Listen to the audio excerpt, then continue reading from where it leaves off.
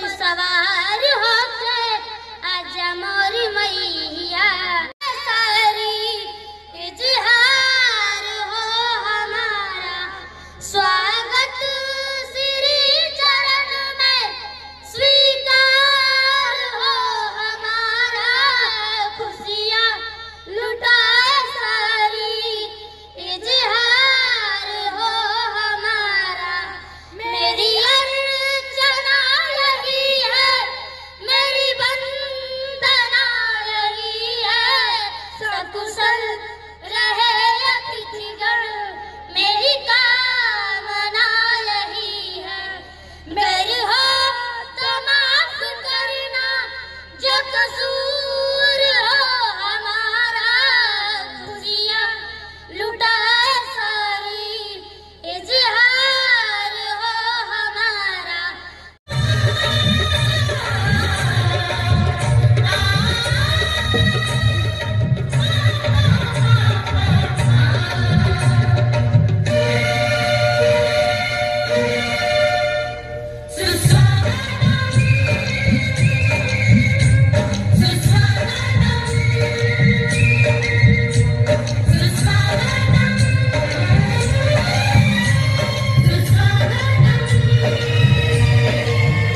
घर मंदिर से नहीं वो कम, तुम रख दो जहाँ पे कदम।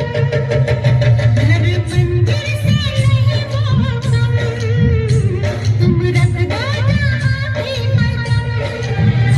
सारी दुनिया बिठाएंगे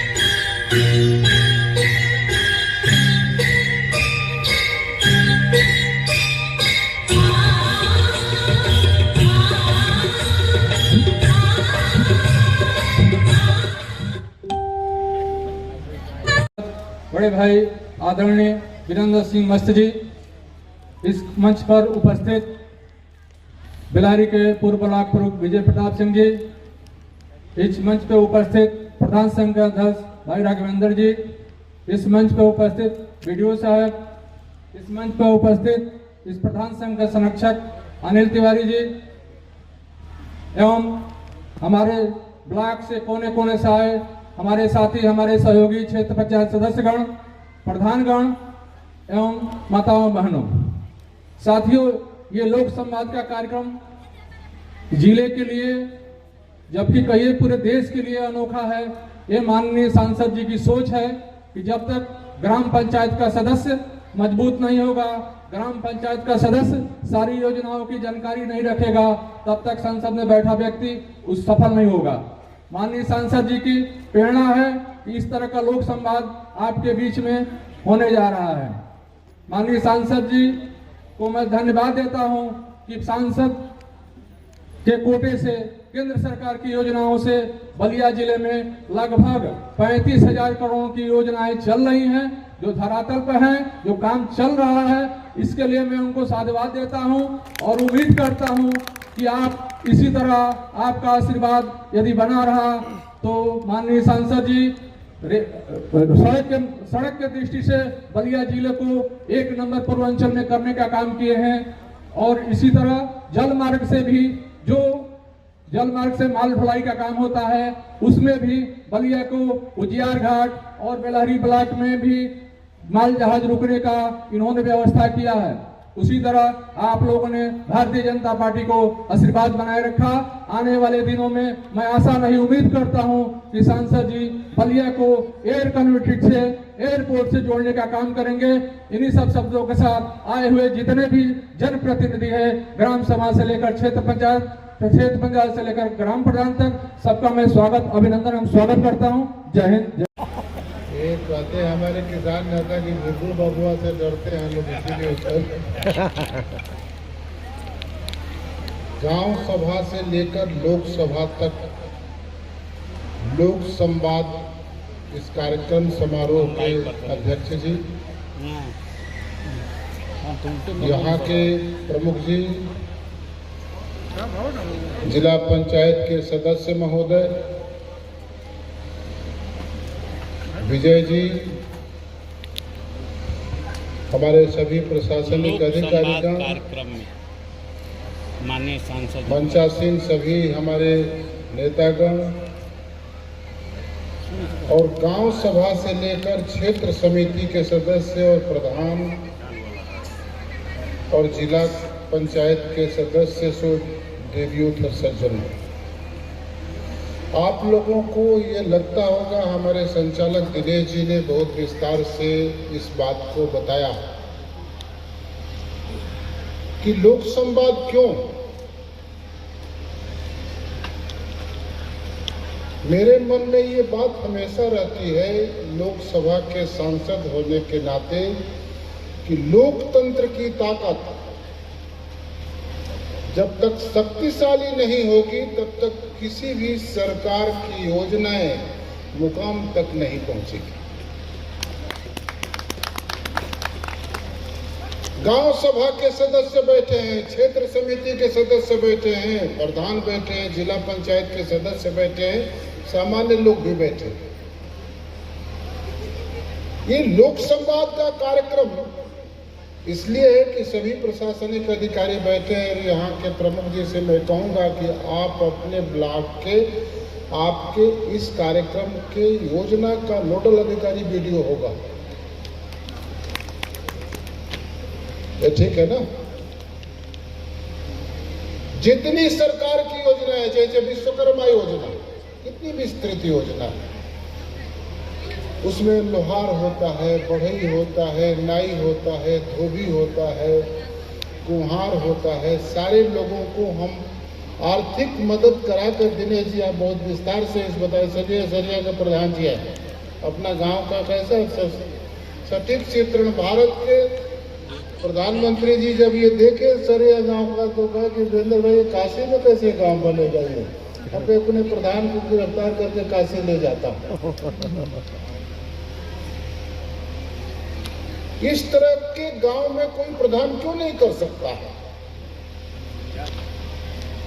बहुत सारे लोग कोशिश करके कर भी रहे हैं। 2-4 गाजीपुर के लोग आए थे, सरिया के गांव प्रधान के सब विकास के कार्यक्रमों को देखे हैं और उस कार्य को आगे बढ़ा रहे हैं। क्यों नहीं कर सकते से जो है वो लाभार्थी क्यों नहीं बन सकता है।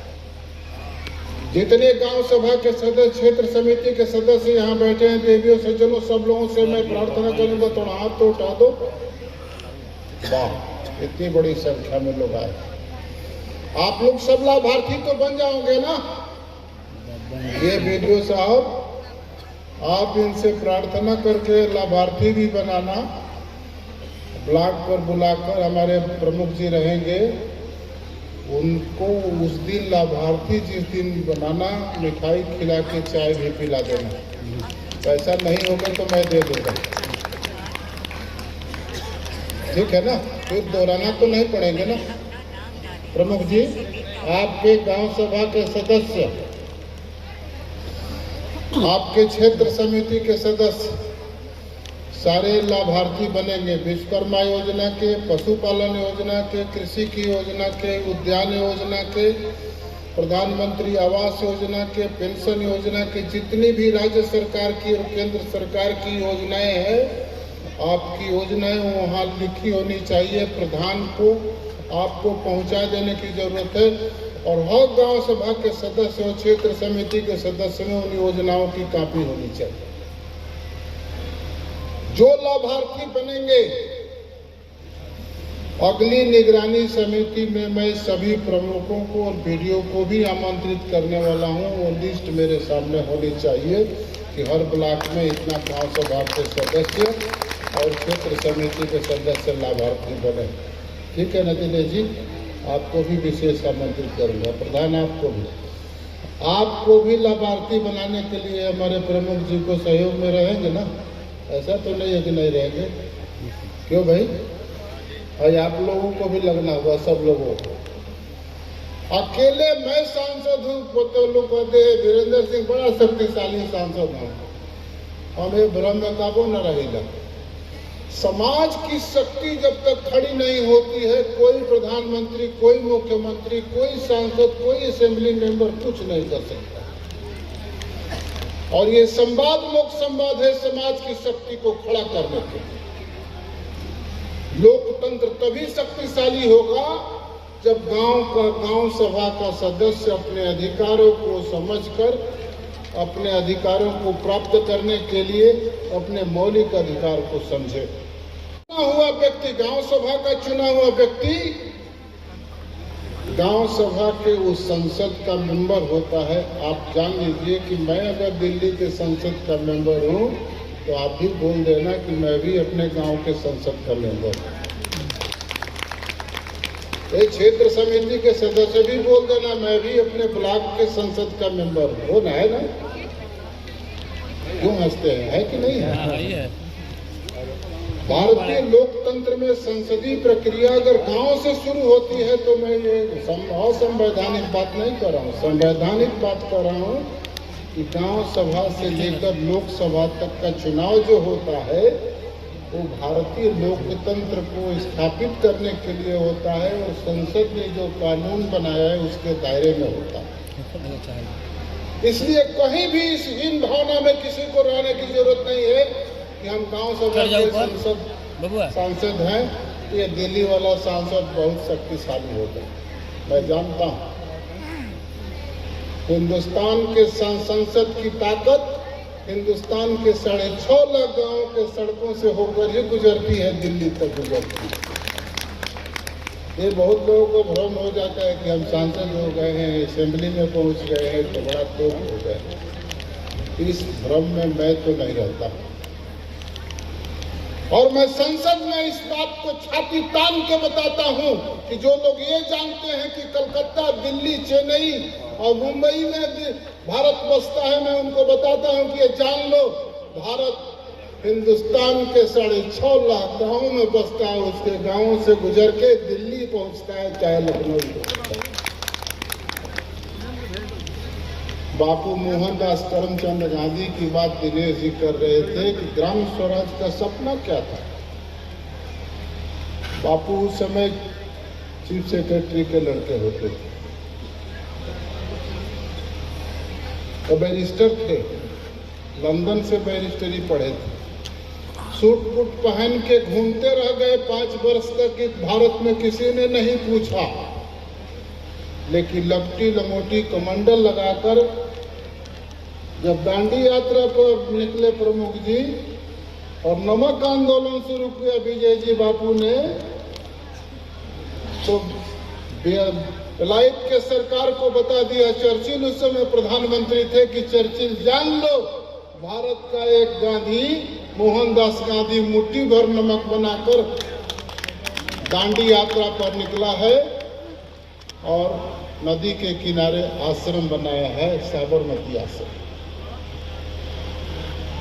भारत में रहने वाले व्यक्ति का भारतीय भोजन होना चाहिए, भारतीय भेष होना चाहिए, भारतीय भाषा होना चाहिए, भारतीय भूषा होना चाहिए और भारत बनता।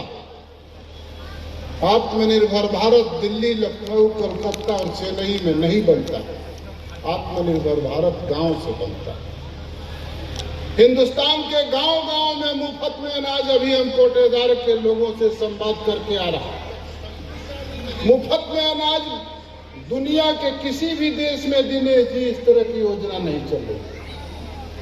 मैं कई देश के राजदूतों से मेरी संवाद हुई है, कई देशों में जाना आना होता है, संपर्क होता है। एक भी देश में जो भारत में योजना प्रधानमंत्री मोदी जी चला रहे हैं, उत्तर प्रदेश में मुख्यमंत्री चला रहे हैं विजय जी, मुफ्त में अनाज बांटने की योजना केवल और केवल हिंदुस्तान में ही चल रही है। कोरोना के महामारी से आज तक कोई अन्न के अभाव में नहीं मरा है, ये सूचना भारत सरकार के प्रधानमंत्री तक है। ये कैसे होता? भारत के 72% आबादी गांव में किसान करते हैं। किसानों के पुरुषार्थ के कारण से, उनके परिश्रम के ताकत के आधार पर जो अनाज पैदा होता है, उसी पैदावार के कारण से आज देश के करोड़ों लोगों को मुफ्त में अनाज मिलने की व्यवस्था चल रही है। इसलिए यहाँ जो लोग भी बैठे हैं किसान परिवार से हैं, किसान होने का, किसान परिवार में पैदा होने का आपको गर्व करना चाहिए। जो शान से होता है वही किसान होता है, जो शान से रहता है वही किसान होता है। और इसीलिए इस देश को आजादी के पहले बापू मोहनदास करमचंद गांधी ने जो चंपारण में किसान आंदोलन शुरू किया था, इस देश का किसान जब जाग उठा था, चाहे बारदोली का किसान आंदोलन हो, चाहे बाबा रामचंद्र के नेतृत्व में चलने वाला अवध किसान आंदोलन हो, चाहे चंपारण का किसान आंदोलन हो, चाहे वल्लभ भाई पटेल के किसान आंदोलन हो, चाहे सहजानंद सरस्वती के नेतृत्व में चलने वाला किसान आंदोलन हो, इसलिए कि हिंदुस्तान किसानों का देश है। उसने देश को गुलामी की जंजीर को तोड़ने के लिए बलिदान किया है और देश को आजाद किया है। ये बैठे हुए लोग किसान परिवार के, उनके ऊपर सपूत।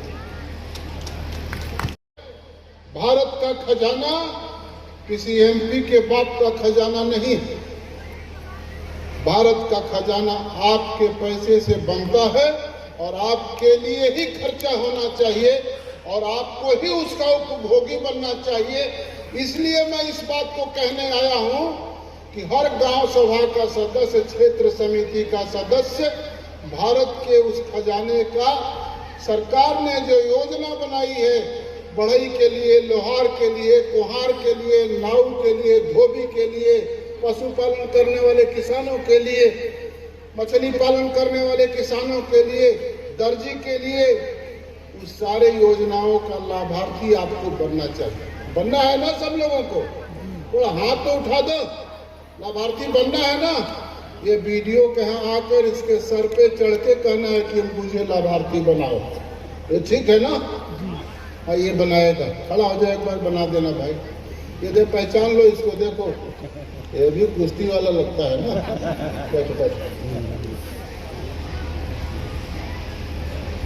इस योजना के लिए मैं पूरे अपने जनपद में, अपने लोकसभा क्षेत्र में इस कार्यक्रम को संचालित करने वाला हूं। आज एक कार्यक्रम, इसी कार्यक्रम को सूचना देने के लिए डीएम और सीडीओ केंद्र सरकार की योजना में व्यस्त हो गए। दिनेश जी, इसी कार्यक्रम को सूचना देने के लिए 4 तारीख से संसद चलेगी। आप सुन लीजिएगा, संसद में भी बलिया के लोक संवाद के कार्यक्रम की मैं चर्चा करवाऊंगा और इस अपने प्रशासनिक अधिकारियों को और अपने सारे जन प्रतिनिधियों को गांव सभा से लेकर लोकसभा तक के संवाद की चर्चा करूंगा। ये कार्यक्रम पूरे देश में लागू करना। सबसे पहले हमने पंचायत संवाद शुरू किया बलिया में। प्रधानमंत्री जी से बात हुई, प्रधानमंत्री जी ने कहा कि एक यूनिक कार्यक्रम है और फिर उन्होंने पंचायत संवाद के कार्यक्रम को शुरू किया। और मेरे मन में ये है कि अगर लोक संवाद को हम पूरी तरह कर ही लेंगे, मैं ईश्वर की कृपा होती है, मैं इसको पूरा करूंगा। एक लोक संवाद का कार्यक्रम विकास के लिए एक जन आंदोलन होगा और पूरे देश को मार्गदर्शन करेगा कि कैसे गांव सभा से लेकर लोकसभा तक कैसे विकास की योजनाओं को हम पहुंचा सकते हैं। और इसीलिए आज हम लोग यहाँ उपस्थित हैं। सब लोगों को इस योजना का लाभार्थी जरूर बनना चाहिए और इसके बाद 5 लोगों को लाभार्थी बनाना है। तय कर लो अपने लाभार्थी बनना और 5 लोगों को और लाभार्थी बनाना, ये भी आपका एक काम है और ये राष्ट्रीय धर्म का काम है और यही भारतीय राजधर्म का काम है। तंत्र का राजधर्म हम करेंगे भी, दूसरे से कराएंगे। इसलिए मैं आज इस कार्यक्रम को आपके ही सुपुर्द सौंपता हूं और सभी लोगों को बहुत धन्यवाद देता हूं। मैं अपने ब्लॉक प्रमुख जी से कहूंगा, आप अपने ब्लॉक की योजनाओं के लिए तो आज ये तैयार नहीं है। मैंने कहा कि बाद में भी जो विकास के लिए अगर काम को देंगे, आप लोगों के सामने मैं कहता हूं कि जिन विकास की योजनाओं को प्रमुख जी हमको आदेश करेंगे, मैं उसको पूरी तरह पूरा करूँगा। और मैं अपने डिप्टी कमिश्नर अधिकारी हमारे प्रशासनिक उपस्थित हैं, मैं इनसे निवेदन करूंगा कि आप यहाँ उपस्थित जितने भी जनप्रतिनिधि हैं, इनको भरोसा दिलाइए कि आपको लाभार्थी बनाएंगे और आप इनसे निवेदन करिए कि आप भी 5 लोगों को लाभार्थी बनाइए। मैं आपसे निवेदन करता हूं, आप अपनी बात को मन से रखिए।